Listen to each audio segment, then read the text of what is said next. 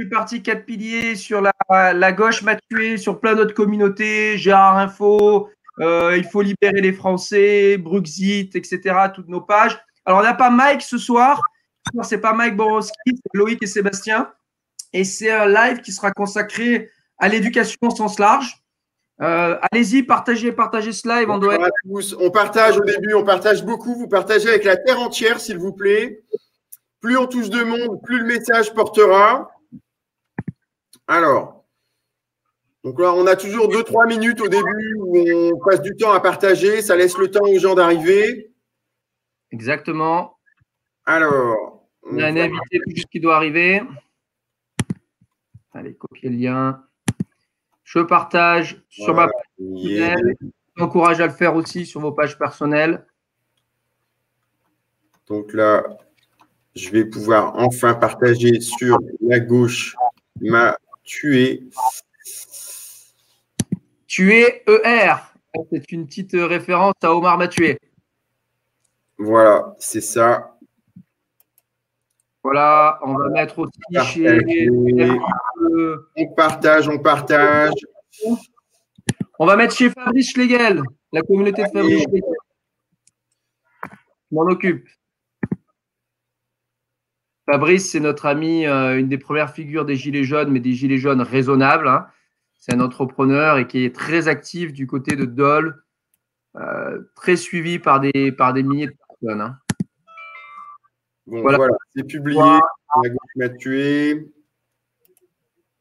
Alors, une communauté que je vous conseille aussi, c'est Bruxit. C'est une communauté qu'on avait fait sur le thème de l'Europe, sur les gens qui ne veulent pas forcément sortir de l'Union européenne et faire un Frexit, mais qui veulent diminuer les pouvoirs de la Commission européenne, des technocrates. Excellent. Et il y a du monde sur Bruxit? Oui, il y a quelques personnes. Très bien. Trop sceptiques. Donc, pour ceux qui viennent d'arriver, donc on commence le live sur l'éducation. On a un super invité qui va arriver, c'est Kevin Bossuet. Pour l'instant, on partage. Je vous partage au maximum. Donc, dans les groupes, voilà. Alors, le jour se lève. Je te laisse partager, Loïc, aussi chez les groupes Gilets jaunes et on va faire l'introduction. C'est ce que je fais, ouais. Sera consacré à l'éducation. C'est un thème qu'on a déjà abordé à travers des lives citoyens de 4 piliers, mais plutôt du fait de l'actualité ces dernières semaines. Et c'était déjà avec Laurence, d'ailleurs, sur l'angle du terrorisme et de l'assimilation, de la laïcité, etc. On va parler de cette dimension-là, de cette dimension citoyenne à l'école, mais on va garder ce sujet plutôt pour la fin, parce qu'il y a en fait plein d'autres problématiques liées à l'éducation dont on n'a jamais eu l'opportunité de parler. Moi, je vais un petit peu me taire, je vais me concentrer, surtout animer le débat, essayer de séquencer le débat en plusieurs parties. Loïc prendra les questions, et puis c'est Loïc et Laurence qui sont enseignants, et Kevin qui est aussi qui vont parler. Donc, l'idée, c'est de parler plutôt au début d'abord des missions de l'école, à quoi sert l'école, qu'est-ce qu'il faudra enseigner à l'école, parler des contenus aussi, on a beaucoup de questions sur ce sujet-là, sur les contenus, à quel moment il faut vraiment apprendre les langues étrangères, le numérique, est-ce qu'il faut se concentrer sur les fondamentaux. On parlera aussi de la situation particulière en 2020 et du confinement. Comment vous arrivez encore à faire la classe dans ce contexte difficile? Beaucoup de préoccupations sur ce sujet-là. Il y a beaucoup de parents d'élèves qui se disent « Mon Dieu, mes enfants sont plus au niveau, mes enfants sont en train de décrocher. Qu'est-ce que vous en pensez? Est-ce que ça aura un impact ?» Et puis ensuite, on parlera des sujets plus citoyens, donc le lien entre l'école et la nation.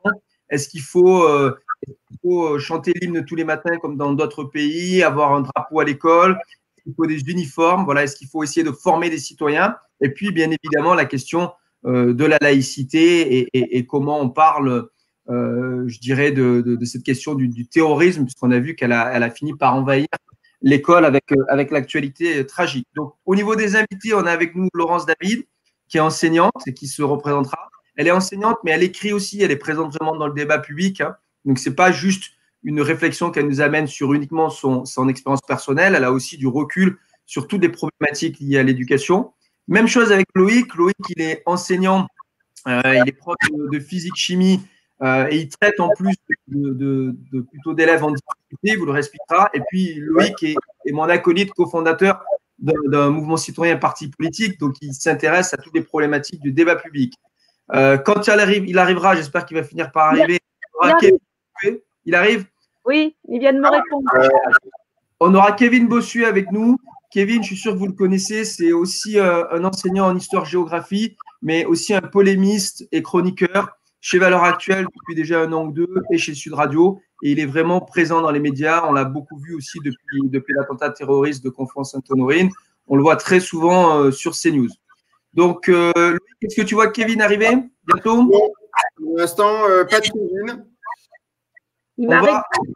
Oui, il t'a dit oui. non, okay. On va lancer le débat de toute façon pour voilà. Chaque question.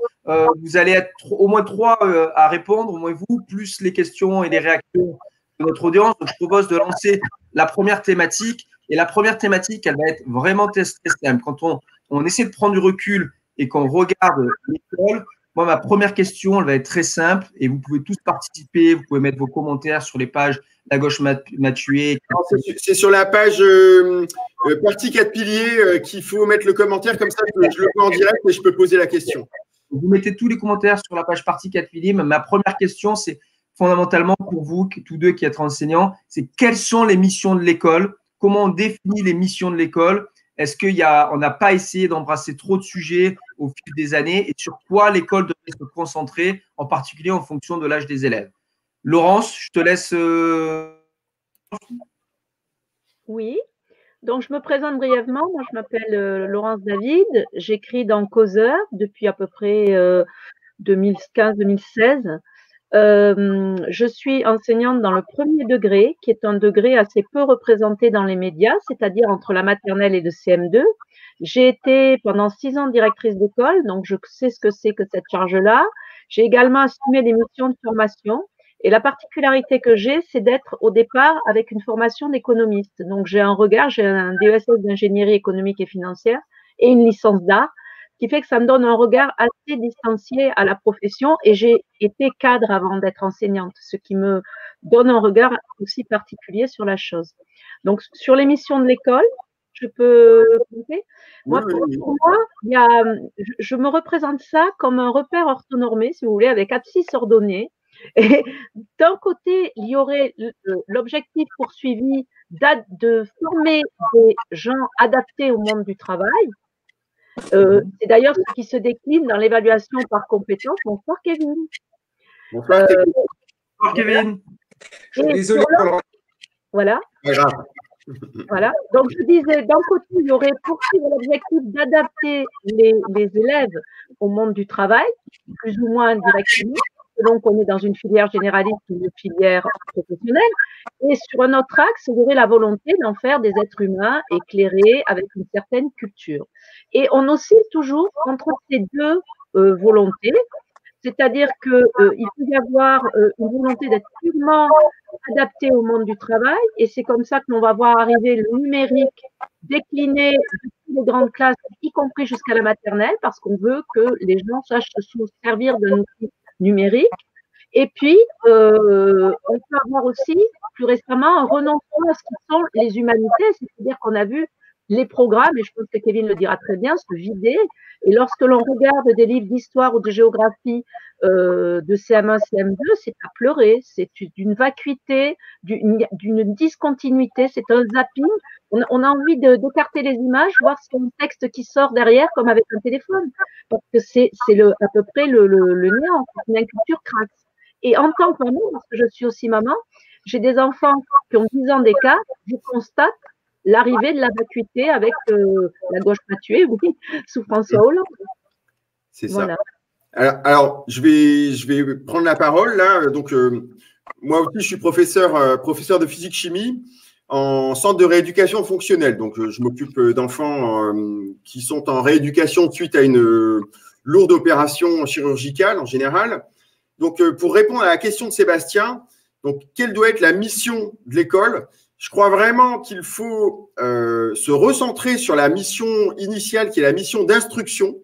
On a, je pense, pas mal dérapé ces derniers temps où on parle vraiment d'une mission d'éducation et je crois qu'il y a un problème de légitimité dans l'esprit des enfants. Pour les enfants, ceux qui sont légitimes pour les éduquer, ce sont leurs parents. Et je ne pense pas que ça soit une saine mission pour l'éducation nationale que de chercher à créer une espèce d'homme nouveau qui serait assez uniforme, assez lisse. On doit juste fournir de la nourriture en fait intellectuelle pour que le jeune il puisse aller au bout de son potentiel. Donc, pour moi, c'est vraiment important de revenir sur la vraie mission, cette mission de service, cette mission d'instruction. Et ça a même une dimension politique qui est pour moi assez troublante. C'est une question que je vais poser à mes collègues là. La question, c'est est-ce qu'on est vraiment encore en démocratie quand l'État il a la capacité de formater le cerveau des futurs électeurs via l'éducation nationale? C'est une question qui va très très loin quand on y réfléchit vraiment. Je laisse la parole à Kevin. Alors, on va laisser Kevin parler. Oui. Je t'ai brièvement présenté, mais tu n'étais pas là. Donc, je te propose de représenter. Je suis sûr que ma biographie n'était pas complète. Et puis après, tu peux t'insérer dans le débat et répondre à la question de Loïc. Oui, donc Kevin Bossuet, professeur d'histoire-géographie, et je pense qu'on me connaît pour toutes les interventions médiatiques. Sud Radio, CNews, Valeurs Actuelles, Causeur, etc. Donc voilà, je suis désolé d'être un petit peu en retard, justement, j'ai parlé en haut de l'éducation nationale, donc ça me permet de revenir dans un hémicycle un peu plus professoral. Et donc, pour répondre notamment à la question, alors, c'était quoi la question? Quel est le rôle aujourd'hui de l'école? Donc, le rôle aujourd'hui de l'école, je pense qu'il est double, en fait. Il y a évidemment un devoir d'instruction, c'est le rôle premier de l'école de la République, celui de fournir des savoirs aux élèves qui, à la base, n'en ont pas parce qu'ils ont un capital économique, ils ont un capital social ou un capital culturel, en effet, qui n'est pas au plus haut niveau. Mais moi, je ne suis pas d'accord avec le fait que l'école ne doit qu'instruire. Je pense que l'école a aussi un rôle d'éducation. Je pense qu'on l'a vu récemment avec tous les événements qu'il y a eu. Je pense que l'école est aussi là pour apprendre aux élèves la citoyenneté, pour apprendre aux élèves les bases de notre civilisation, pour apprendre aux élèves les valeurs de la République, la liberté, l'égalité et la fraternité. Mais je pense aussi que l'école est là pour pallier aussi à l'éducation parentale. Évidemment, ce n'est pas le but de l'école en soi, mais je pense qu'il faut être pragmatique. Moi, là où j'enseigne, c'est-à-dire en Seine-Saint-Denis, je vois des élèves qui manquent considérablement de savoir-être, qui manquent tout simplement d'éducation. Si nous ne sommes pas là pour pallier à ces problèmes-là, ces gamins seront définitivement perdus. Moi, je pense qu'aujourd'hui, l'école doit faire preuve d'adaptabilité, doit faire en sorte, évidemment, de ne pas oublier ses idéaux, de ne pas oublier son rôle premier, mais aussi de s'adapter à la société contemporaine en essayant de s'attribuer un nouveau rôle qui permettrait à la République d'en sortir renforcée et à la France d'en sortir beaucoup plus grandie. Alors, évidemment. Alors juste Laurence, moi je peux vous faire rebondir, hein, mais un mot très important dans ce qu'a dit Kevin, il a dit qu'il, dans l'endroit particulier où j'enseigne, qui est à Seine-Saint-Denis, est-ce qu'il n'y a pas justement un problème avec l'uniformité de l'approche et est-ce que les réponses ne sont pas les mêmes selon qu'on est en Seine-Saint-Denis où en plus de l'instruction, il faut faire de l'éducation nationale, voire former du citoyen, et d'autres endroits où peut-être que les parents d'élèves ont des enfants déjà insérés dans la société, leur ont déjà appris, leur apprennent déjà ce que c'est que d'être un citoyen et n'ont pas besoin d'avoir une école qui les formate au niveau de cette éducation citoyenne. C'est probablement le cas là où Loïc habite, alors qu'en Seine-Saint-Denis, le défi est différent. Est-ce que tu ne crois pas qu'il y a un peu deux écoles qui arrivent là où deux approches différentes? Oui, c'est à moi la question. Donc, oui, donc évidemment, enseigner en Seine-Saint-Denis, ce n'est pas la même chose qu'enseigner dans le 6e arrondissement parisien ou enseigner dans le centre-ville de Versailles. Évidemment, ce sont deux manières de voir les choses différentes. Alors, moi, je suis plutôt catalogué à droite, parce que je suis profondément un homme de droite, je suis plutôt considéré comme étant conservateur et réactionnaire, mais pour autant, je suis aussi un pragmatique. Et je pense en effet qu'enseigner dans le 16e arrondissement, ce n'est pas la même chose qu'enseigner en Seine-Saint-Denis. En Seine-Saint-Denis, il y a véritablement une misère sociale qui est très importante, qui est une misère affective qui est très importante. On a des familles monoparentales avec des femmes qui partent de chez elles à 5 h du matin et qui reviennent chez elles à 22 h avec des enfants qui complètement laissés à l'abandon, il y a des problèmes aussi de délinquance, il y a des problèmes de trafic de drogue, où les élèves très tôt sont confrontés à la violence de la société. Donc nous, on est souvent le seul représentant de l'État, la seule personne en qui ces élèves ont confiance et la seule personne en qui ces élèves peuvent aller chercher quelque chose pour un peu se soulager moralement ou se soulager affectivement. Donc, et moi, c'est d'ailleurs pour ça que je reste en Seine-Saint-Denis, parce que j'ai l'impression d'être un vrai hussard noir de la République, de répondre aux besoins de ces élèves, certes de leur apporter des connaissances, mais aussi de leur apporter ce qu'ils n'ont jamais pu avoir au sein du cercle familial ou au sein de la cité, c'est-à-dire un apprentissage de la citoyenneté, c'est-à-dire des conseils aussi de grands frères, entre guillemets, et aussi ce besoin de parler, ce besoin de s'épanouir, ce besoin de se projeter dans une société qui méconnaissent ardemment, et ce besoin de construire leur avenir en dehors de la cité, et pour épouser cette notion d'ascension sociale qui est quand même au cœur de l'école de la République. Alors, je voudrais juste rajouter une précision, c'est que je ne suis pas en Seine-Saint-Denis, mais dans la France périphérique, des enfants dans cette détresse-là, il y en a aussi beaucoup. D'autre part, je suis dans le premier degré, donc la part éducative est encore plus importante que vous ne pouvez l'avoir, parce que quand ils arrivent au niveau du collège, ces enfants-là ont tout un parcours où on a essayé de faire quelque chose, et la part éducative, à mon avis, est beaucoup plus difficile à la maternelle, parce qu'elle recouvre une grande part du travail des enseignants, et l'enfant se trouve avec un conflit affectif s'il y a un trop grand écart entre ce qu'il vit dans la famille et ce qu'on lui dit de faire et ce que l'on lui demande de faire à l'école. Et moi, je ne suis pas éducatrice. Je n'ai pas la formation pour gérer ces choses-là. Je le fais au feeling. J'ai 25 ans d'expérience. Bon, ça se passe plutôt bien. Mais ce n'est pas le même métier que le vôtre. Et c'est aussi extrêmement complexe. Voilà. Donc, et en plus, je suis une femme, ce qui est différent aussi lorsqu'on se retrouve confronté à des populations avec une culture latine et méditerranéenne. Donc, c'est d'autant plus complexe à mettre en place. Mais alors, je comprends qu'il y ait cette part-là. Oui. Je vais intervenir un petit peu pour donner mon point de vue. Alors, figurez-vous que j'ai des amis professeurs aux Pays-Bas que je vois tous les étés dans la Drôme. Et quand on échange un petit peu nos façons de faire, je me rends compte que là-bas, donc aux Pays-Bas, c'est un pays qui fonctionne beaucoup, au niveau de l'éducation, c'est beaucoup plus horizontal qu'ici. Et chaque établissement a la possibilité de faire sa propre pédagogie et de s'adapter vraiment aux besoins de ses élèves.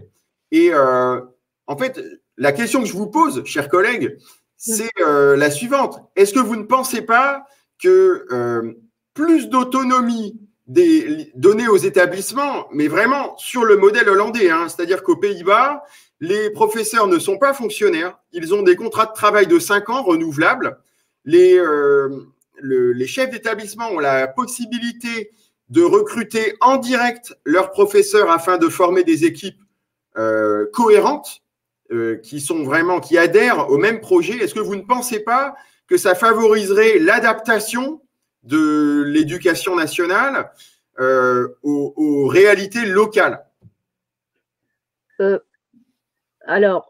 Effectivement, c'est ce qu'a fait la Suède d'ailleurs. Et ils sont revenus en arrière parce il y a une étude, hein, je vous la tiens à votre disposition, qui démontre que la Suède, qui avait mis beaucoup d'autonomie, qui avait lancé l'autonomie dans les établissements, revient en arrière parce qu'elle a constaté une baisse du niveau moyen des élèves. Voilà. Bon. Donc, c'est aussi à prendre en compte. D'accord. Donc, en Suède, ça n'a pas été concluant. Ça n'a pas été concluant. Je pense qu'il y a un juste milieu à trouver entre la rigidité de notre système et la totale autonomie des établissements. Mais effectivement, il y a un équilibre à trouver. Oui. C'est ça. Puisque c'est vrai que la caractéristique française, c'est vraiment qu'on considère que tous les enfants, puisqu'on est un pays assez égalitariste, on considère du coup que tous les enfants doivent recevoir la même instruction. Et puis malheureusement, enfin, les professeurs, je le dis pour tous les gens qui nous écoutent, les professeurs savent bien que pour qu'un enfant puisse se développer et aller au bout de son potentiel, il doit être stimulé dans sa zone proximale de développement, c'est-à-dire avec des exercices ni trop difficiles, ni trop simples. Et ça, évidemment, en donnant comme instruction à tous les professeurs de France de faire exactement la même chose, bien entendu, ce n'est pas possible. On n'a pas cette instruction-là. On a une instruction de pédagogie différenciée qui est très, très répandue dans le premier degré, beaucoup moins dans le secondaire. Ouais, donc, c'est que vous ayez du mal à le percevoir, mais nous, ça va de soi. C'est très rare que toute une classe, même avec un niveau unique, fasse la même chose. C'est très, très, très rare. Non, mais c'est moins le cas au lycée et après, où, par contre, il y a une uniformité des approches pédagogiques qui peut poser un problème, et je crois que Loïc le voit en physique-chimie. Moi, je voudrais retourner la question à Kevin. Kevin, que penser un jour de l'application, je dirais, d'un principe de subsidiarité, je dirais, dans l'éducation nationale, qui permettrait peut-être, dans les endroits les plus difficiles, comme là où vous enseignez, de se saisir de problématiques qui sont moins importantes sur d'autres parties du territoire? Est-ce qu'il faut accepter d'avoir des approches différenciées, ou est-ce qu'il faut s'en tenir au contraire à une vision unique sur tout le territoire? Moi, je suis un vrai républicain, donc je considère que les élèves, quelle que soit leur origine sociale, quelle que soit leur origine géographique, ou quel que soit le territoire où ils habitent, ils doivent bénéficier du même enseignement. C'est cela la République, et si on est contre cela, on est en fait plus dans la République. Alors après, de manière pragmatique, on puisse dans certains endroits avoir une pédagogie singulière, une pédagogie différente, évidemment que ça va de soi. On n'enseigne pas la même chose dans une classe où vous avez 18-19 élèves qui maîtrisent très mal la langue française que dans une classe où vous avez des élèves qui sont très brillants, très cultivés, avec lesquels on peut aller beaucoup plus loin. Évidemment qu'il faut cette adaptabilité. Alors après, j'entendais, est-ce que le chef d'établissement doit recruter ses professeurs? Je suis absolument contre cette idée, car on sait que ça débouchera sur du favoritisme, et finalement, le chef d'établissement ne recrutera pas en fonction des besoins de son établissement, ne recrutera pas en fonction des compétences, mais recrutera en fonction, par exemple, de ses accointances idéologiques ou de ses amitiés diverses et variées. Moi, je pense tout simplement que le système est bon, que l'école républicaine est bonne, que l'idée qu'on puisse transmettre du savoir, aussi bien le même savoir à Perpignan qu'en Seine-Saint-Denis ou encore dans une zone rurale profonde, c'est quelque chose de bien. Simplement, il faut un petit peu de flexibilité au sein de l'institution, et c'est vrai qu'on a un corps enseignant qui sont souvent très très rigides, qui ne veut pas véritablement s'adapter aux contraintes du terrain, et je trouve que cela est excessivement dommage, mais je pense que ça se fluidifie de plus en plus. On a vu arriver dans le second degré, par exemple, des heures supplémentaires qui étaient attribuées à aucune matière, mais qui nous permettaient en effet de faire des projets, et qui nous permettaient de faire des projets sur l'écologie, de faire des projets un peu plus citoyens, ce qui permettait de répondre plus finement aux problématiques du territoire en question. Et quant à l'évaluation des professeurs, parce que je pense que c'est ce qu'il y a derrière, je pense que je suis très attaché à la fonction publique. Je pense qu'un enseignant doit être fonctionnaire. Pourquoi? Parce que si jamais demain on n'est plus fonctionnaire, on n'a pas un emploi protégé, on ne pourra pas faire ce que l'on veut dans nos salles de classe. Moi, je vois, j'enseigne dans un endroit qui est quand même très fortement islamisé, où quand j'aborde certaines questions, comme la problématique de la Shoah, comme la problématique de la liberté d'expression, si je n'ai pas cette sécurité de l'emploi, c'est sûr que je m'auto-censurerais pour ne pas avoir de problème et pour pas que mon emploi soit menacé. C'est pour ça, soyons très attachés à ce caractère durable des emplois de professeurs. J'ai une petite question à poser à mes deux collègues. Que pensez-vous du projet Espérance Banlieue? Vous devez le connaître. Donc, c'est un projet d'école privée, hein, donc c'est du privé hors contrat, ça ne dépend pas de l'éducation nationale. Et ces écoles privées s'installent dans des endroits qui sont des zones assez difficiles en général, avec un public d'origine sociale modeste, et obtient des résultats extraordinaires, justement grâce à la liberté pédagogique totale qu'ils ont. La possibilité de s'adapter au mieux aux besoins des jeunes. Qu'est-ce que vous pensez de leurs résultats? Alors, je peux? Oui, moi, je pense, pour avoir eu en tant que maman, des enfants dans le public et dans le privé, j'ai pratiqué les deux milieux. Je ne suis pas sûre que ce soit essentiellement une question de pédagogie. Je pense que c'est une question de recrutement d'enfants dont les parents souhaitent investir la question éducative. Donc, vous vous retrouvez avec une homogénéité de respect du corps enseignant, d'implication sur le sujet éducatif, ce qui facilite votre cheminement. Et ça, il ne faut jamais nier. Ce n'est pas une sélection de niveau, c'est pas ce que je suis en train de vous dire, mais une sélection de regard sur l'éducation, de respect de la chose scolaire, d'implication dans la chose scolaire. Très bien. Kevin, Oui. qu'est-ce que vous en pensez?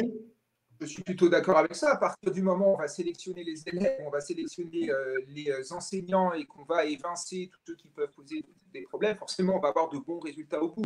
Et je pense que toutes ces structures privées sont un renoncement de l'école publique, de l'école de la République. On ne réussira pas à réformer l'école si on construit à côté une autre école qui ne sera pas dans le giron républicain. Parce que moi, j'en vois des écoles privées, certes, moi j'ai fait toute ma scolarité dans le privé catholique, donc je sais de quoi je parle, mais souvent on n'enseigne pas les valeurs de la République, on enseigne autre chose, c'est très bien, parfait, mais le problème, regardez les écoles musulmanes.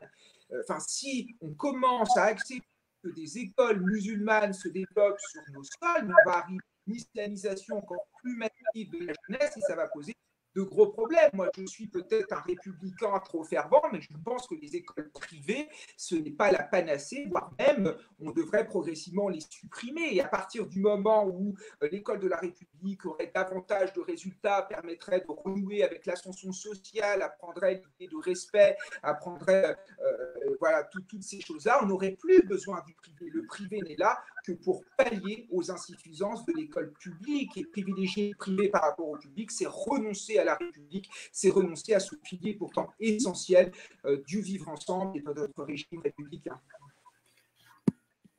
Ouais. Juste quelques petites réflexions. Alors d'abord pour notre auditoire, école privée ne signifie pas ipso facto école musulmane. Hein. On peut très bien mettre en place des écoles privées, avoir des chartes éducatives et interdire certaines écoles confessionnelles liées à l'islamisme. Donc attention, on n'est pas là pour faire là, en disant école privée égale extrémisme. Parce que des personnes ont fait la même chose, des laïcards ont fait la même chose dans les années 80 avec l'école catholique. Hein. Aujourd'hui, on a des écoles catholiques, elles sont plutôt de bon niveau, ce sont des écoles sous contrat, elles ne font pas ce qu'elles veulent, et ce n'est pas un repère d'extrémistes. On a une question de Mike qui dit, il pose une question, alors je le cite, que faire avec tous ces idéologues qui pullulent dans les rectorats? Ça, c'est quelque chose qu'on trouve souvent dans nos mouvements, il y a des pédagogistes, il y a des idéologues, notamment dans les rectorats, c'est eux qui imposent une certaine vision de la société à l'école. Qu'est-ce qu'on fait de ces gens-là? Comment on fait pour s'en débarrasser? Soyons honnêtes. On les remet dans des classes. On les remet dans des classes. On les met à l'épreuve du réel. Oui, mais ça suppose d'abord un vrai changement politique, c'est-à-dire cesser d'être dirigé comme nous le sommes depuis 40 ans par des énarques finalement assez peu courageux. Hein. Il faut vraiment des gens déterminés à empêcher cette emprise de certains idéologues. Imaginons la puissance que ça leur donne pour faire passer leurs idées dans la société. C'est vraiment incroyable. Disons qu'ils ont la capacité d'utiliser cette belle idée qu'est l'école républicaine pour en faire parfois, je ne dis pas complètement, mais disons partiellement, un outil de propagande finalement. Hein, on peut très bien, en choisissant bien les thèmes qui seront enseignés, influer sur la façon de penser des futurs adultes qui sont les élèves. Oui, en choisissant les programmes et en choisissant les outils que l'on propose aussi. C'est ça, exactement. Je pense qu'il y a des outils en ligne, par exemple sur la question du racisme, qui sont très, très orientés. Lorsque vous prenez, lorsque vous prenez le Vademecum de lutte contre l'antisémitisme et le racisme, qui reprend les contenus de Canopé, la plateforme en ligne, vous voyez que les 9 courts-métrages pour illustrer le racisme sont toujours un racisme de la part de l'homme blanc vers la minorité. Oui, bah donc c'est de la politique. J'ai même des courts-métrages édifiants. Ouais. Et c'est encore en vigueur actuellement, hein, ça n'a pas été modifié. Hein. C'est ça, ouais. C'est de la culpabilisation d'État. Permanente. C'est ça. Kevin, vous avez des remarques là-dessus? Oui, des remarques. Moi, je pense que l'école de la République doit faire des petits républicains. C'est le projet de la Troisième République. Et évidemment, je crois qu'on doit poursuivre là-dessus. De toute façon, l'école est là pour montrer une direction.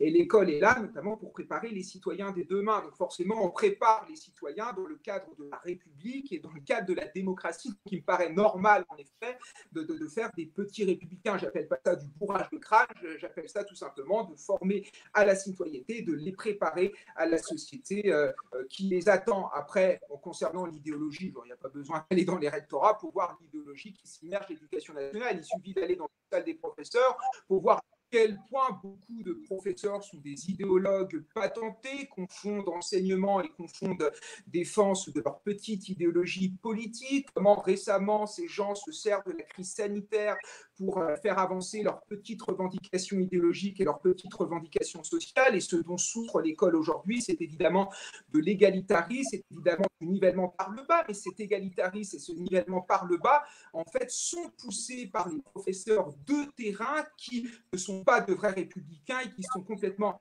allergiques à la méritocratie. Quand j'entends certains collègues me dire qu'ils ne font plus lire à des élèves de 3e un livre complet parce que c'est trop difficile pour eux, je me dis qu'il y a un véritable renoncement de certains professeurs à faire vivre la méritocratie et à faire vivre l'école de la République. Je pense que le drame de ces dernières années se joue au niveau du recrutement des enseignants. On a de plus en plus d'enseignants qui ne tiennent pas la route, qui sont extrêmement mal formés et qui n'ont pas cette vocation du sar noir de la République chevillée au corps, et qu'ils oublient qu'avant d'être enseignants, ils sont au service de l'État, au service de l'État républicain, et qu'ils sont là pour apprendre à leurs élèves l'esprit critique et non pas pour leur inculter une idéologie gauchisante dont ils n'en ont que faire. Alors, est-ce que Loïc, une question qui m'arrivait par SMS, un peu de la provoque, mais pour suivre dont on parlait. Jean-Michel Blanquer, pragmatique ou idéologue? Pourquoi? Alors, idéologue parce que d'abord, il a changé surtout carriériste, je pense. Hein. Je pense qu'il poursuit un objectif personnel. Il dit avoir beaucoup réformé de choses. Il paraît-il, il devait s'attaquer au programme d'histoire. Kevin Bossuet va nous dire ce qu'il en est à son niveau. Mais au niveau du premier degré, rien n'a changé. Donc, c'est une vaste fumisterie, l'histoire et la géo. Et moi, je pense que ça fait partie de l'enseignement de ce qu'est une nation que de connaître son histoire. Et on l'a fait totalement disparaître du premier degré. C'est gravissime. Il est aussi, moi, je retrouve dans son vocabulaire quelque chose qui relève du management du privé. Je n'ai rien contre à condition de se donner les moyens. Moi, ça ne poserait aucun problème, mais à condition de se donner les moyens. Lorsque j'entends des mots comme intelligence des acteurs de terrain, ça émane tout ce qui est du management et tout ce qui est l'idée de la stratégie agile, etc. Le problème des acteurs de terrain, c'est que les moyens dont ils disposent, les équipes dont ils disposent sont très différents dans le premier degré, que le directeur d'école n'est pas un supérieur hiérarchique, donc piloter un bateau, les kolkhozes, on sait que c'est aller dans le mur, donc forcément, c'est compliqué. Voilà, donc il a son idéologie à lui, qui se traduit par des injonctions paradoxales, puisqu'il n'est pas à même de changer totalement le système, donc il est au milieu du gué. On n'est ni dans de la gestion très managériale, libérale, ni dans un truc totalement gauchisant, façon kolkhoz et sovkhoz. Voilà, donc on est au milieu du gué. Mais idéologue, oui. Oui, on peut bien. Oui, comme tu veux. Je pense que Jean-Michel Blanquer est un grand ministre de l'Éducation nationale. Je pense que c'est un grand républicain et c'est un grand pragmatique qui a succédé justement à une idéologue. Je parle depuis 5 heures, donc à un moment donné, je sature, mais à une idéologue, en effet, qui est Najat Vallaud-Belkacem, qui, elle, pour le coup, a ravagé l'école publique, qui a notamment ravagé le collège. Je pense que Jean-Michel Blanquer fait preuve de pragmatisme avec un corps professoral qui est très à gauche, avec une institution qui est très à gauche. Il fait ce qu'il peut. Moi, dès qu'il était à la tête de l'Éducation nationale, la première chose qu'il a mise en avant, c'est le fait qu'il fallait lutter contre l'égalitarisme. Enfin, c'est quelque chose d'exceptionnel pour un ministre de l'Éducation nationale. Il a dit récemment qu'il fallait lutter contre l'islamisme. Imaginez un ministre de l'Éducation nationale qui parle comme ça. Je pense qu'il change déjà les mots et c'est déjà très important. Et puis, mais il ne change que les mots. Et sur le terrain, c'est pas vrai. Sur le terrain, il y a une véritable révolution de Jean-Michel Blanquer. On le voit notamment à l'école où il a divisé par 2 dans les zones défavorisées. Dans les zones défavorisées, le nombre d'enfants par classe. Et ça fonctionne. Moi, je vois arriver désormais des élèves qui savent mieux lire, qui savent mieux écrire. Je vois au sein du collège, il a mis en place le dispositif Devoir fait, qui est de l'aide aux devoirs assuré par des professeurs qui sont formés, des heures qui sont gratuites pour les élèves et ça leur permet de progresser. J'ai vu pendant ces vacances, les vacances d'apprenants, où il y a des gamins qui ne partaient jamais en vacances, qui ont pu partir et en même temps où ils s'amusaient, où il y avait une éducation un petit peu à la culture, ils revoyaient un petit peu leurs fondamentaux. Et puis, les programmes du lycée ont changé. Je veux dire, il y a un an, du moins au lycée général, on a renoué avec la chronologie et on a mis de côté toute cette bouillie intellectuelle qui ne devait pas être là. Par contre, je suis d'accord, il y a une forme d'attente au collège pour qu'enfin on se sépare de ces programmes d'histoire-géographie au collège qui sont l'héritage de Najat Vallaud-Belkacem et qui, au lieu d'apprendre l'amour de la France et d'apprendre la citoyenneté, apprend finalement une forme de défiance par rapport à ce que nous sommes et par rapport à notre identité première. À quel prix a-t-il fait cela? Vous le savez? Je vais vous le dire, moi. Je suis dans la France périphérique où on a supprimé les remplaçants dans le premier degré. J'ai fait classe à 42 pendant des semaines parce qu'il n'y avait plus de remplaçants, parce que les postes de remplaçants dans le premier degré avaient été prélevés pour dédoubler les CP en banlieue. Dans le premier degré, au niveau des programmes, rien n'a changé. Rien n'a changé. Par exemple, en maternelle, Najat Vallaud-Belkacem avait supprimé l'évaluation, qui était soi-disant stigmatisante. On sait que la Société française de pédiatrie dit qu'il est très important de dépister très tôt les troubles chez les enfants. Maintenant, vous savez ce que c'est les livrets scolaires dans le premier degré en maternelle? C'est 5 photos des réussites de l'enfant par an, là où j'exerce. Et ça n'a pas été changé. Ça reste absolument à l'identique. On n'évalue plus, on doit masquer aux parents les difficultés. Les RASEB ont été réduits à peau de chagrin, les réseaux d'enseignement spécialisés pour l'enfance à difficulté. Donc, lorsqu'on est en France périphérique où il n'y a pas d'orthophonistes, où tout est loin, on n'a même plus un regard expert pour nous aider. La réalité, elle est là. C'est qu'on a déshabillé Pierre pour habiller Paul. Alors, je suis ravie que ça marche bien chez vous. Mais moi, ce que je constate, c'est des situations extrêmement difficiles. Et j'enseigne dans ce qu'on appelle les écoles orphelines. Je vais vous laisser parler. Les écoles orphelines, ce sont des écoles qui sont dans des zones très défavorisées, mais rattachées à des collèges relativement nobles, donc qui n'ont pas le droit d'être en REP. Donc, qui sont dans la même détresse sans rien. Donc, la France périphérique, c'est ça. Donc, je suis ravie qu'il y ait des certains, mais il y en a défavorisé d'autres. Alors, je vais rebondir sur un mot que Kevin a prononcé, un mot que j'aime beaucoup. Il a utilisé le mot pragmatisme ou pragmatique et ça me définit pas mal. Et donc, on va sortir du cadre franco-français. On a quand même des tests internationaux qui sont assez efficaces, même s'ils sont critiquables, pour voir un petit peu où en sont les systèmes éducatifs des différents pays. Et dans ces tests qui sont les tests PISA, on a tendance à descendre régulièrement et on est entouré de pays qui, eux, sont fort bien classés, comme la Suisse, les Pays-Bas, 2 pays que je connais bien parce que j'ai des amis qui sont là-bas. Et donc, vraiment, ce qui caractérise ces 2 systèmes, c'est la grande autonomie, c'est une sorte de concurrence entre les établissements, c'est-à-dire qu'il n'y a pas de carte scolaire dans ces établissements-là, hein. Ça veut dire que les jeunes, ils ne sont pas assignés à résidence, comme ça peut l'être en Seine-Saint-Denis où travaille Kevin. Et donc, il y a vraiment la possibilité d'avoir une méritocratie et une excellence en changeant d'établissement, puisque les établissements sont en concurrence.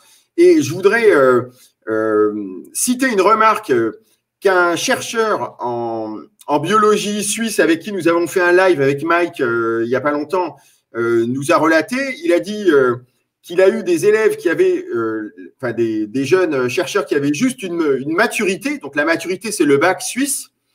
Et en fait, il s'est rendu compte que les jeunes Suisses qui ont la maturité, ils ont le même niveau que ces étudiants de licence quand ils travaillaient à Montpellier.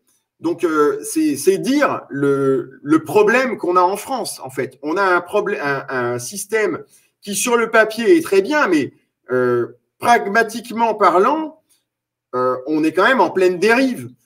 Par rapport à nos amis suisses, il y a quand même 2-3 ans de décalage par rapport à une classe d'âge en termes de niveau.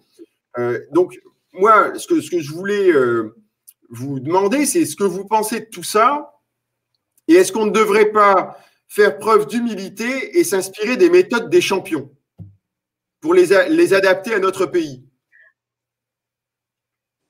Je laisse parler Kevin parce que chaque fois, je commence en premier. D'accord. Alors, pour revenir sur Jean-Michel Blanquer, quand même, deux mots quand même. Je crois que Jean-Michel, tous les problèmes que tu as évoqués, Laurence, ne viennent pas de Jean-Michel Blanquer. Je veux dire, c'est quelque chose qui vient d'avant Jean-Michel Blanquer. Certes, Jean-Michel Blanquer n'a pas tout changé. Il l'a aggravé. Bon, je ne suis pas d'accord avec ça. Quant au fait qu'il a déshabillé Pierre pour habiller Paul, je suis foncièrement d'accord avec toi, mais le problème qu'il y a, c'est qu'il y a un manque de moyens dans l'éducation nationale et on a déjà beaucoup d'argent mis au service de l'éducation nationale. À un moment donné, il faudra peut-être accepter que les professeurs travaillent un petit peu plus, notamment pour soulager ce problème budgétaire. Alors, un petit peu plus dans le premier degré ? Non, dans le second degré, pardon. Voilà. Je suis d'accord. Non, je suis d'accord. Dans le premier degré, je pense que en plus, vous êtes encore très, très sous-payé, vraiment très sous-payé. Par contre, dans le second degré, assurer 2 ou 3 heures d'enseignement supplémentaire en étant payé un petit peu plus, je pense que c'est tout à fait possible. Tu as raison de me reprendre. Alors, concernant ce qui a été dit juste là, moi, je pense qu'on ne peut pas adapter un système d'un pays à l'autre. Je veux dire, l'histoire de l'école française est telle que notre système est le fruit de notre identité, c'est le fruit de notre histoire et que de toute façon, les Français n'accepteraient pas de copier un autre système pour le mettre en place en France. Par contre, ce qui est dramatique dans notre pays, c'est que l'ascenseur social ne fonctionne plus. C'est ça, en fait, qui fait que l'école est en véritable échec. Dans les années 70, ça fonctionnait. On voyait beaucoup plus de fils d'ouvriers à l'université ou dans les grandes écoles. Aujourd'hui, on les compte sur les doigts d'une main. Et qu'est-ce qui s'est passé entre-temps? Je pense qu'il y a différents facteurs. Il y a tout d'abord le collège unique. Je veux dire, à partir du moment où il y a eu cette massification d'élèves au sein du collège, finalement, on a fait du nivellement par le bas, on a fait de l'égalitarisme et on n'a pas essayé de voir quels élèves on pouvait notamment repêcher pour les hisser en haut de la société. Je pense qu'il faut renouer avec cet aspect méritocratique des choses qui est pourtant à la base de notre système républicain. Ensuite, je pense qu'il y a eu une idéologie complètement néfaste, c'est l'idéologie 68arde avec une dévalorisation complète de l'autorité du maître. Le maître n'est plus respecté, donc ça devient compliqué pour lui de transmettre le savoir puisqu'il n'est plus respecté par ses élèves. D'ailleurs, quand on regarde un petit peu ce qu'il y a dans les classements PISA, on remarque que la France est particulière puisque c'est le seul pays où le taux d'indiscipline est aussi important. Cela est dû notamment au laxisme de l'État et au fait que les élèves font ce qu'ils veulent et que quand il y a un problème, on accuse toujours le professeur contre l'élève. Et puis de manière générale, je pense qu'il y a une dépréciation des savoirs. Moi, je l'ai vu récemment, j'ai beaucoup d'amis qui sont à Sciences Po Paris, qui sont complètement aujourd'hui horrifiés parce que, par exemple, on a supprimé le concours d'entrée à Sciences Po Paris parce qu'il y a une dévalorisation du savoir et maintenant pour recruter, pour sélectionner, on ne recrute plus en fonction de la culture générale, on recrute en fonction de considérations parfois ethniques, de considérations sociales et ce qui fait que les premières victimes de tout cela, c'est les élèves d'origine populaire parce qu'à partir du moment où ils ne peuvent plus réussir par le concours, à la fin, ceux qui réussissent, c'est ceux qui ont du piston. Je pense que c'est 3 pistes qu'il faut explorer pour expliquer l'échec du système éducatif français aujourd'hui. Je suis absolument d'accord sur le non-transfert de système extérieur parce qu'il y a trop de paramètres.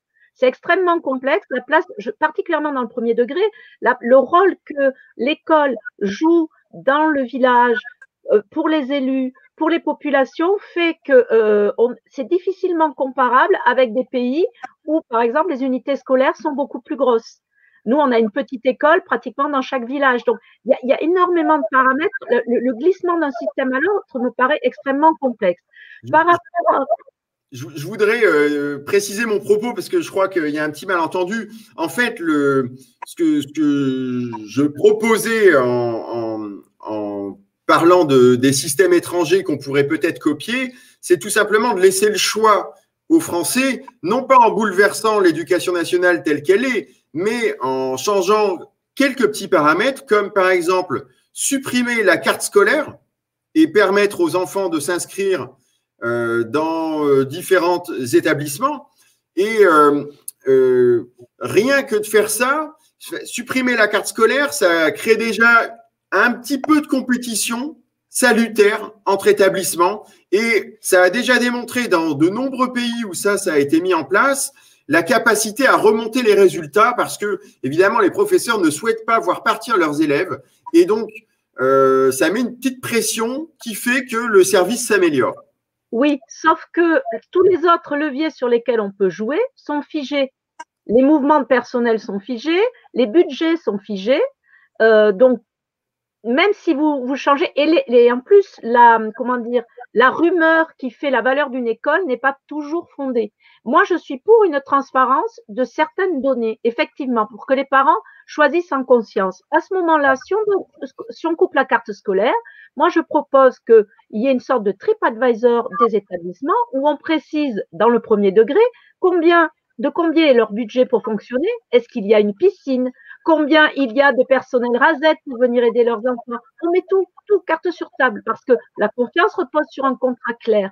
Mais à ce moment-là, il faut que les parents aient toutes les informations, ce qui n'est pas le cas. D'ailleurs, je voulais faire remarquer à Kevin, quand il dit que l'on met beaucoup d'argent, on ne sait pas combien on met d'argent. Parce que au niveau de l'école primaire, on ne le sait pas. Il y a un rapport de 2008 de la Cour des comptes qui le dit. On sait peut-être la charge salariale, mais on ne sait pas les budgets dans les écoles. On ne les connaît pas, ce n'est pas évalué. Puisqu'ils sont communaux et pas d'État. Voilà. Alors, deux choses. Alors, pour revenir à scolaire, moi je suis pour le maintien de la carte scolaire, tout simplement parce que si on supprime la carte scolaire, on va intensifier les inégalités, parce qu'il va y avoir de très bons établissements au sein desquels les gens vont naturellement aller, puis il y aura les autres, il restera finalement les moins bons, et puis ceux qui seront sur le carreau, c'est ceux qui méconnaissent le système éducatif et qui inscriront naturellement leurs enfants dans le collège d'à côté, alors que s'ils avaient eu un peu plus de connaissances, ils auraient su quel collège il fallait choisir ou quel lycée il fallait choisir. Moi, je suis contre ça, même si je suis d'accord pour dire que la carte scolaire, aujourd'hui, est évidemment imparfaite et qu'on n'arrive pas à créer de la mixité sociale, puisqu'on le voit, il y a une différence très importante en termes de réussite entre les établissements scolaires concernant le budget d'éducation nationale. Bon, il est très important. Moi, je pense qu'il y a trop de professeurs en France. Je pense qu'en effet, on ne peut pas réformer une institution avec 900 000 personnes. C'est quelque chose qui n'est pas possible. Je pense que les professeurs du secondaire qui ont 18 heures d'enseignement, c'est quelque chose qui est assez peu. Donc, moi, je suis favorable à ce qu'on augmente cette quotité à 21 heures ou 22 heures, ce qui permettra de régler le problème de recrutement, parce que forcément, on supprimera des postes, et ce qui permettra également d'augmenter leur salaire. Je crois que l'éducation nationale, c'est le premier budget en France, et je pense que le problème, c'est qu'on ne mise pas assez sur les acteurs de terrain et qu'il y a l'administration, notamment, qui est complètement... voilà, c'est l'URSS sur la fin, l'administration de l'éducation nationale, et je pense qu'il faut réduire des postes dans les rectorats pour essayer de les redéployer sur le terrain et d'augmenter le salaire, notamment des professeurs des écoles, parce que pour le cul, ils n'ont pas d'heures supplémentaires, ils n'ont pas de primes, ils sont profondément sous-payés et leur condition est scandaleuse. Et nous faisons 28h20 par semaine. Parce que Oui, vas-y Laurent. Ouais. Il y a 27 heures et en plus, nous assumons la surveillance 10 minutes avant. Donc, si vous mettez tout bout à bout, ça fait 28, sans parler des préparations, je veux dire de présence auprès des enfants. Et donc, je vais donner quelques chiffres pour appuyer ce que vient de dire Kevin. Donc, en fait, l'éducation nationale, c'est 900 000 professeurs, comme il l'a dit. Mais si on rajoute les personnels administratifs, on passe à 1 350 000 personnes. Donc, c'est là qu'il est le problème. Parce que quand on compare le système allemand et le système anglais, il y a à peu près autant de professeurs parce que les populations sont comparables. Les populations sont comparables. Par contre, en Angleterre, de mémoire, en additionnant le nombre de professeurs et les personnels administratifs, ils sont à 1 100 000 personnes et en Allemagne aussi. Donc, en fait, en France, il y a une administration qui est pléthorique. Il y a certainement beaucoup de gens qui sont hauts fonctionnaires, qui sont fort bien rémunérés. On n'en entend pas trop parler. Ils sont sont cachés dans des rectorats ou des ministères. Et ça coûte très cher. Et c'est vrai que, en fait, je pense que le budget, il est considérable, mais il est suffisant. Et il faut, bien entendu, soit redéployer des enseignants pour les remettre devant les élèves. On a quand même énormément d'enseignants qui ne voient pas d'élèves, soit se débarrasser de ces personnels surnuméraires, tout simplement. Tout à fait. Je me permets un petit peu d'intervenir juste pour animer le débat. On va prendre une question importante de nos auditeurs. C'est une remarque-question et ça devait être une des parties de notre débat et qui va concerner un peu les contenus. On a quelqu'un qui nous dit « Ne doit-on pas revenir aux fondamentaux à l'école ? Interdire les ordinateurs et autres tablettes, imposer que nos enfants n'utilisent que leurs stylos plutôt que des PC, sortir des méthodes globales, de l'enfant au centre de tout et des visions Dolto, du soi-disant esprit critique et de l'éveil. Doit-on aussi revenir à la punition ?» Voilà, je vous livre en plus la réflexion question, mais ça nous permet d'aborder un thème important ce soir qui est celui des contenus. Qu'est-ce qu'on doit enseigner à l'école, à quel âge, au premier degré, au secondaire, quelles doivent être les priorités? Très réticente à utiliser revenons aux fondamentaux. Parce que dans l'idée qui se dessine, notamment avec M. Blanquer, les fondamentaux, c'est lire, écrire, compter et tout ce que l'on appelle un peu la culture générale, l'art, le sport, c'est on recherche d'une sous-traitance du côté du monde associatif.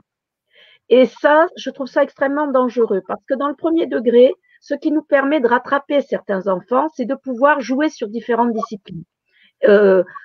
Moi, par exemple, au niveau de l'écriture, parce qu'il est question de l'écriture pour laquelle les enseignants ne sont absolument pas formés, pour laquelle même par quelquefois ils font des dégâts, puisque je me suis beaucoup formée auprès de graphothérapeutes, donc je le sais, donc je suis tout à fait partisane de revenir au stylo, de faire écrire beaucoup plus.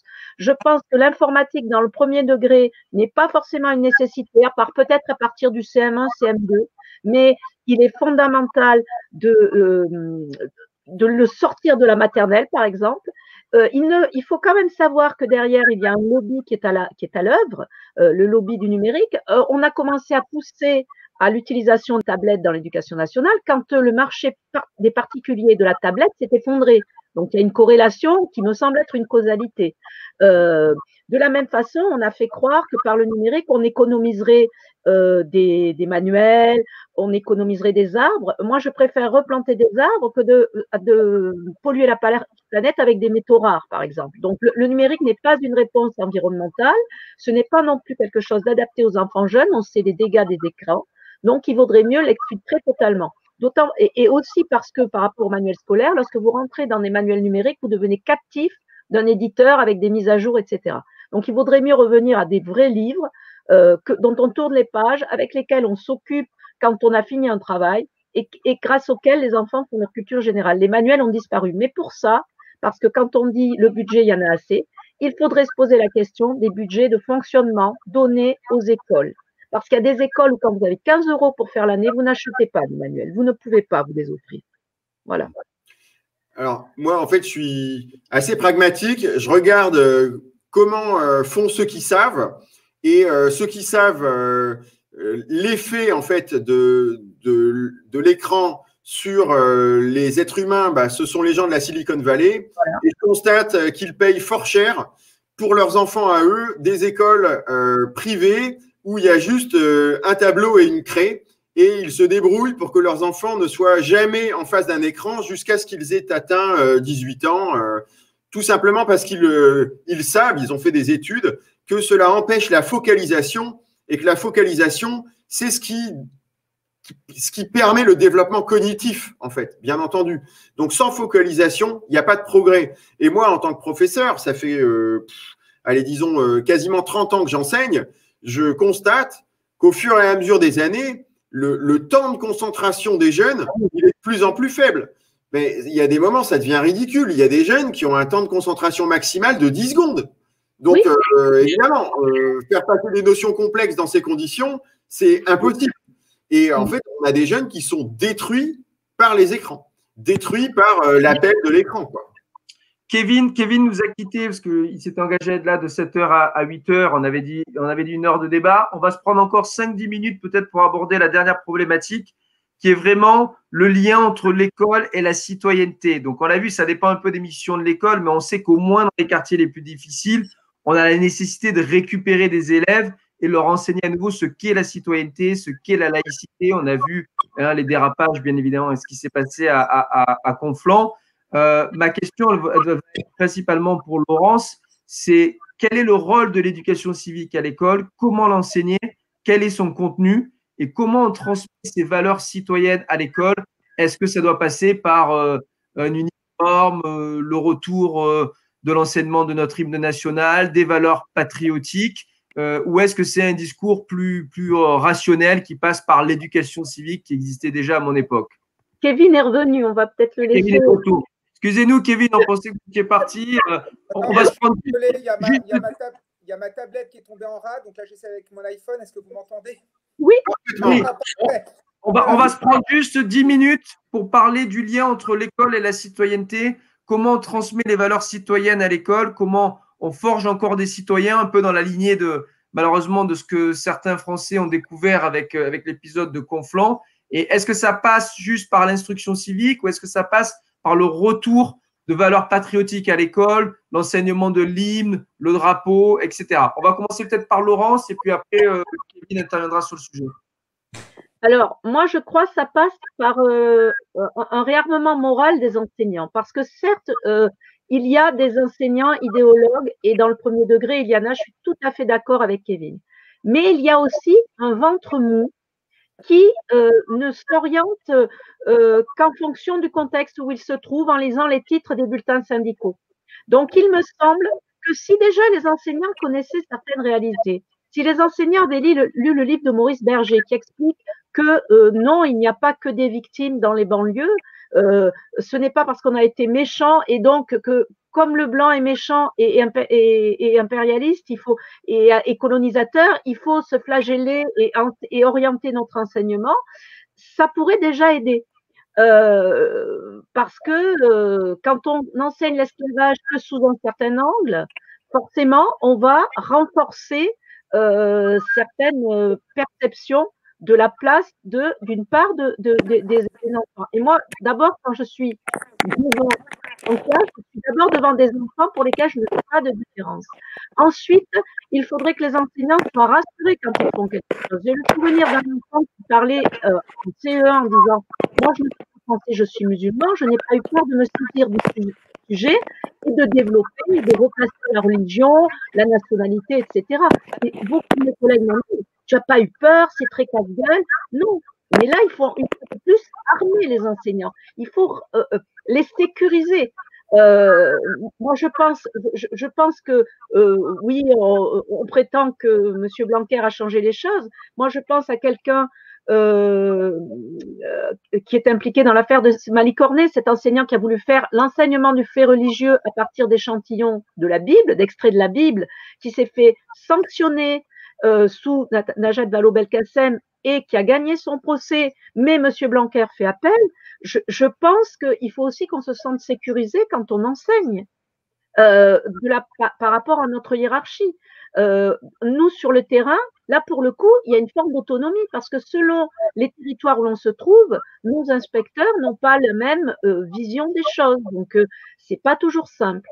Donc voilà, moi, je crois vraiment au réarmement moral et que les enseignants se sentent légitimes à enseigner tous les types d'esclavage, à dire que le racisme aussi, on peut changer la façon de l'enseigner. Il faut arrêter de dire que c'est toujours dans les bouquins le blanc qui embête un petit enfant d'une minorité. Il faut dire que le racisme est quelque chose pas de naturel, mais qui est dans l'homme et que seule la raison permet de le combattre. Mais on a tous peur de ce qui est différent à la base. Ce n'est jamais enseigné comme ça. Dans les bouquins, dans le premier degré, ce n'est jamais enseigné comme ça. Donc voilà, il y a toute une réorientation de notre formation, puisque effectivement, Kevin a raison, elle est indigente et on n'est pas armé, mais en plus, il faut se sentir autorisé à dire certaines choses. Et c'est vrai que moi, il le dit, il revendique d'être de droite. Moi, je ne sais pas où je suis, je ne peux plus être de gauche en tout cas, mais la façon que j'ai d'aborder les choses, la façon de m'habiller peut me conduire à être ostracisée dans certaines écoles. Voilà. Donc ça, il faut que ça change. Il faut consolider les gens, qu'ils se sentent autorisés. Voilà. Je laisse la parole à Kevin. Donc la question de Sébastien, c'était vraiment, est-ce que le retour du drapeau, le retour de l'enseignement patriotique, ça peut être pertinent ou pas dans le contexte actuel? Non, mais je pense que c'est du gadget. Moi, je pense que l'essentiel, c'est du gadget. Et surtout, c'est pas appliqué dans nos établissements, il faut être honnête. Moi, j'ai pas de drapeau dans ma salle de classe. Non, je crois que l'important, c'est de revoir les programmes scolaires, notamment l'enseignement d'histoire. Là, j'entendais Jean-Michel Blanquer qui nous raconte qu'il faut renforcer l'éducation civique et morale, sauf qu'on apprend à être citoyen, on apprend les valeurs de la République aussi par l'histoire. Et qu'à partir du moment où vous avez tout un pan du programme qui oscille entre repentance et reniement, forcément, au lieu d'apprendre l'amour de la France, au lieu d'apprendre la grandeur de ce pays et de cette identité, on apprend progressivement à détester ce pays, ce qui fait écho avec tout ce que les élèves entendent, notamment dans le cercle familial. Par exemple, en quatrième, la première chose que l'on voit, c'est les traites négrières, avec l'exemple d'un esclave noir esclavagisé par les Blancs, sauf qu'on ment finalement aux élèves, puisque l'esclavage, comme ça a bien été dit, ça a aussi été un esclavage entre les populations noires entre elles, et entre les populations arabes et les populations noires. Donc je pense qu'il faut revoir le contenu dans l'enseignement. Après, concernant les enseignants, moi de toute façon, je beaucoup d'espoir. Je crois qu'il suffit de rentrer dans une salle des professeurs pour voir l'indigence intellectuelle qui règne et pour voir la bassesse idéologique qui s'y est installée. La vérité, c'est qu'en sous-payant, les enseignants recrutent aujourd'hui n'importe qui, des gens qui n'ont plus aucune valeur, des gens qui n'ont plus conscience d'occuper une fonction essentielle au sein de la République, et finalement, l'idéologue de salon a remplacé le hussard noir de la République, et je ne pense pas qu'on puisse faire avec ces gens qui sont sans arrêt dans des revendications égoïstes, qui sont sans arrêt dans des réflexions infantilisantes, qui sont sans arrêt en train de raconter n'importe quoi. On le voit récemment avec la crise sanitaire, au lieu d'avoir leur fonction chevillée au corps et d'avoir l'intérêt des élèves chevillés au corps, ils s'amusent à faire des grèves à des fins purement idéologiques, à des fins purement politiques. Moi, ces gens, je les méprise et je ne me reconnais pas du tout en ces derniers. Et puis aussi, je pense qu'il ne faut pas tout attendre de l'école, parce que les problèmes inhérents à certains quartiers, de toute façon, l'école ne peut pas les résoudre. Quand vous avez des enfants 8 heures par jour et qu'ensuite, dès qu'ils quittent l'établissement scolaire, ils se retrouvent dans des associations d'apprentissage de la langue arabe, dans des mosquées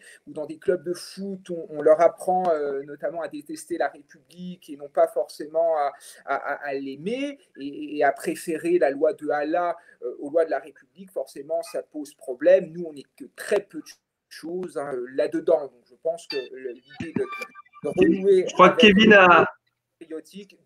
que Kevin a raison de rappeler effectivement que l'école n'est pas séparée du reste de la société et que malheureusement, souvent, on l'affiche de mots qui devraient être traités en fait par d'autres institutions. Je pense notamment à la justice et la police. Avant de nous séparer, j'aimerais juste qu'on aborde une question qui revient souvent aussi dans les interrogations des parents d'élèves. C'est vraiment cette année un peu spéciale, celle du confinement. Qu'est-ce que vous en pensez? Vous trois, vous avez vécu la gestion de ce confinement, les craintes sur la baisse du niveau des élèves. Est-ce qu'on a une génération sacrifiée avec cette année 2020? Comment vous avez vécu vous-même le confinement? Est-ce que vous pensez qu'il y aura des conséquences à moyen terme? Voilà. Après cette question-là, je vous demanderai de traiter un peu rapidement. Alors, sur le confinement, ça dépend des territoires. C'est-à-dire que moi, j'ai eu la chance d'être dans une école, dans une banlieue relativement favorisée à ce moment-là. Je suis remplaçante, ce qui explique que je change souvent d'endroit. J'avais des parents très impliqués. Je n'ai pas eu peur de donner mon numéro de téléphone. Malheureusement, j'ai dû travailler avec mon matériel personnel. Mon ordinateur y est resté. Donc, là, 150 € de prime annuelle pour financer un ordinateur de Monsieur Blanquer, ça ne changera rien. Donc, j'ai dû travailler avec mon matériel. Là, cette année, par contre, je remplace dans une école où le matériel informatique est obsolète. Lorsque j'ai repris dans l'école où ça se passait bien, j'ai eu la chance d'avoir un système informatique nickel. Donc, je faisais classe avec mes élèves, ceux qui étaient là, la demi-classe, et je pouvais passer immédiatement sur l'informatique, être en visuel, en visio avec les gamins, renvoyer les corrigés. Ça s'est formidablement bien passé et je ne pense pas qu'il y ait eu des pertes de niveau. Par contre, cette année, à l'endroit où je suis, avec des ordi obsolètes, avec l'absence de réseau fiable Internet, parce que je suis dans une zone où le réseau ne fonctionne pas, si jamais nous sommes en demi-classe, ça va être extrêmement compliqué. Et oui, nous perdons les élèves parce que c'est une zone beaucoup moins favorisée. Oui.